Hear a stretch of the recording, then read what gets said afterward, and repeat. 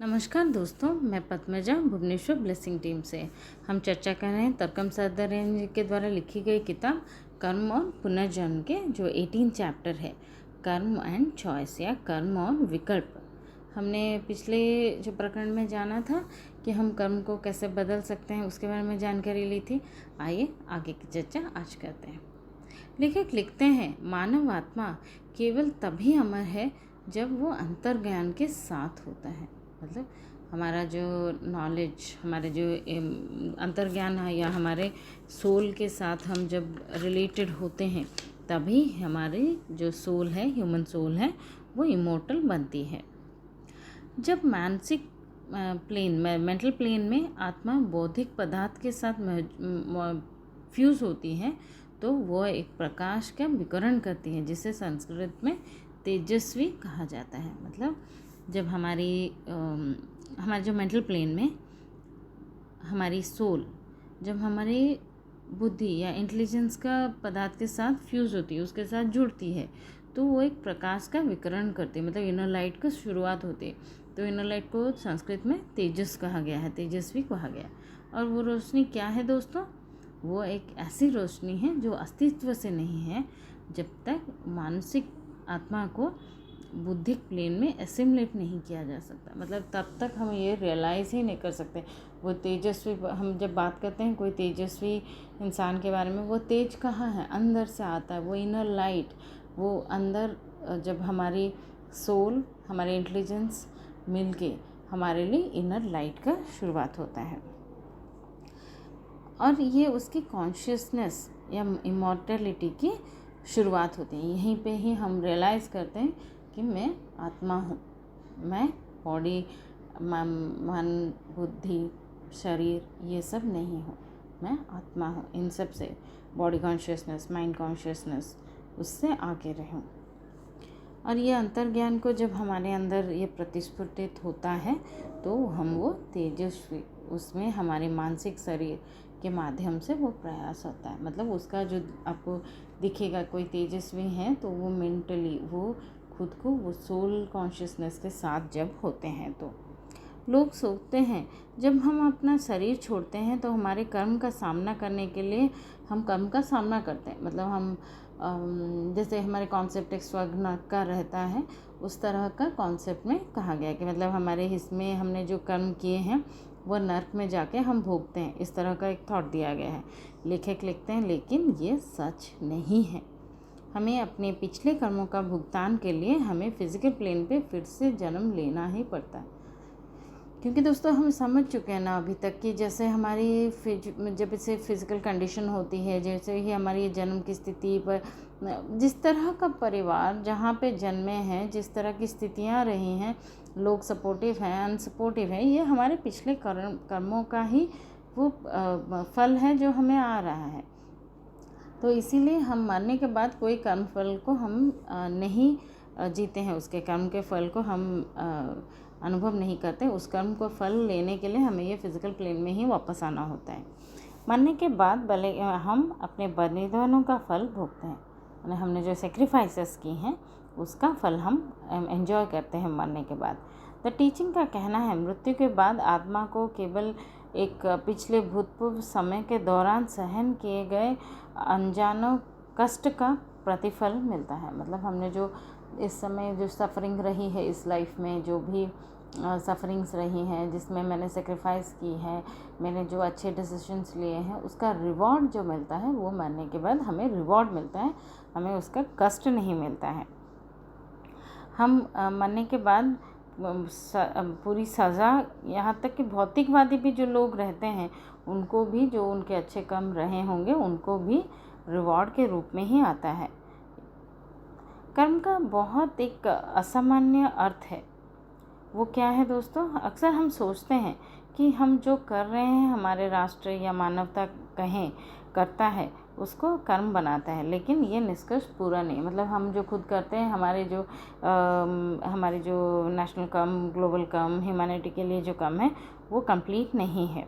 Solar Lord के उद्देश्य के कारण हमारे कर्म एक लौकिक भाग्य मार्ग पर हमें हमेशा आगे बढ़ाता है, और हम ये सबसे बड़ा आवश्यक कर्म है। मतलब जब हम समझते हैं कि उसका ये हमारा जो पर्पस हमारे लाइफ में आया है सिर्फ हमारे पिछले कारणों की वजह से आया है, ऐसा नहीं है। मतलब ये है, वो भी है, बट कंप्लीट एक्सप्लेनेशन वो नहीं है। कंप्लीट एक्सप्लेनेशन ये होगा कि हमारे जो सोलर लॉर्ड है वो हमारे कर्म को हमारे एडवांस पाथ पर हमें ले जाना है। मतलब हमें कॉस्मिक डेस्टिनी, हमारी कॉस्मिक डेस्टिनी दोस्तों क्या है, हमने ट्रैवलर्स को याद कीजिए, जो 5 टाइप ऑफ ट्रैवलर्स हमने समझा था। फाइनल डेस्टिनी हमें इस जन्म मृत्यु का ये जो इस तरह का जो हमारे लाइफ में सफरिंग्स है उसमें से बाहर निकालना, या कर्म से हमें बाहर निकालना। तो ये जो सोलर लॉर्ड है हमें उस तरह की जर्नी के लिए हमें आगे बढ़ाते हैं। और हम इसमें हर कोई, हमें से एक्चुअली हर कोई इसका सामना करते हैं, और कोई भी वास्तव में ऐसे कर्म से बचता भी नहीं है। सोलर प्रभु का उद्देश्य उसे पूरा करना ही काम और श्रम है। मतलब हमारे जो पूरा ही जो हम ये जो लर्निंग्स ले रहे हैं, या जो नॉलेज आ रहे हैं, या कर्म के रूप में हमारी जो सफरिंग्स है उसमें से जो लर्निंग्स है, जो नॉलेज आ रहा है, ये सब का फाइनल एक ही मोटिव है कि हमें हमें उस मोक्ष की ओर हमें ले जाना। इसको अगर हम वर्ड कहें तो वो निर्वाण के तरफ हमें ले जाने का ही ये सारा ही कर्म हो रहा है। महान ऋषि कहते हैं अनंत अभिजात्य चढ़ाई का श्रम है, और ये अनंत गति आपका कर्म है। मतलब ये जो ट्रैवलिंग चल रही है हमारी, ये बहुत सारे जन्मों में हमने जो लर्न किया, जो विजडम बना, फिर हम लर्न करें कुछ और, थोड़ा ग्रोथ वो चल रहा है। फाइनली वो जर्नी ही हमारे कर्म है।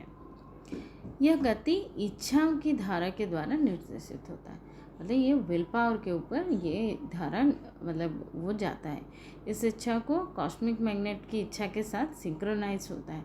मतलब हमारी इच्छा प्लस कॉस्मिक जो मैग्नेट है उसकी इच्छा को ही सिंक्रोनाइज होता है। फिर सभी इसी कर्म के तहत आगे बढ़ते हैं, और लोग ऐसे कर्मों को अस्वीकार करते हैं, वो सेल्फ डिनायल के क्योस में पड़ जाते हैं। देखिए मतलब क्या आप समझे, हम इसमें से समझ लीजिए कोई बीमारी आया जिसमें से सपोज़ कैंसर जैसा ऐसा कुछ बीमारी आया है, वो क्यों आया है हमारी ज़िंदगी में, उसका कुछ रीज़न है, वो उसका क्या सिखाने आ रहा है वो। तो वो सीखने, अगर हमने वो सीखा जाना तो हम सही रास्ते पे चले और उसको हमने फेस किया।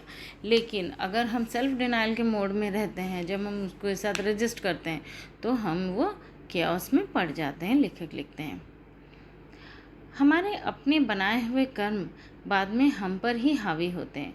इसके अलावा जब हम दूसरों का कर्म का उल्लंघन करते हैं तो भी हमारे लिए दुख और दर्द ही हम अपने लिए संजोते हैं। मतलब वो क्या है दोस्तों, हमने अपने कर्मों का तो फल भोगा समझ लिया, अभी दूसरों के ऊपर किया गया कर्म क्या है, दूसरों का कर्म हम क्यों ले रहे हैं, कब कर रहे हैं, कब है दोस्तों। याद कीजिए पुराने चैप्टर्स में हमने पढ़ा था क्रिटिसिज्म और नोजीनेस। जब हम दूसरे को क्रिटिसाइज़ करते हैं या नोजीनेस करते हैं तो अपना तो कर्म लिया और उनका भी कर्म का हिस्सा हमारे पास आ गया। तो लेकिन इस तरह के ये जो कर्म है, ये सब कर्म हमारे लिए एक स्पार्क की तरह काम करते हैं, जिसमें हमारी